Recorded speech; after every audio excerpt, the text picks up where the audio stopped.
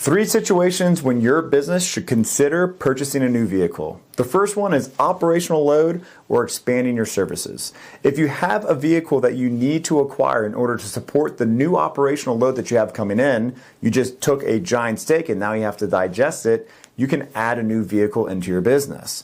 The opposite of that is if you're consolidating your services because you see that your product line is not as profitable or your margins have become compressed and you need to make sure that you need to take 2 vehicles and make them into 1. That is the other reason why you're going to be buying a new vehicle, because you're going to be streamlining that process and making it as cost effective as possible. And sometimes that means you have to get rid of multiple vehicles and get into one that's going to be universal fit for those services with the compressed margins. In our world, that's the mobile oil change. Oil changes don't make a lot of money and they're even more challenging to do, so we compressed our services into 1 vehicle to make it as economical as possible for the end user and for ourselves.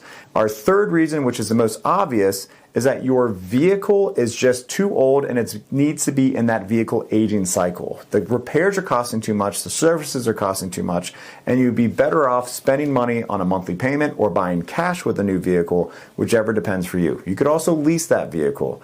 If you need help with any of these 3 situations, be sure to check out our blogs or check out our resources on our website, which will be linked to this description, so you can download some free content to help you decide on what direction you're supposed to move your fleet in.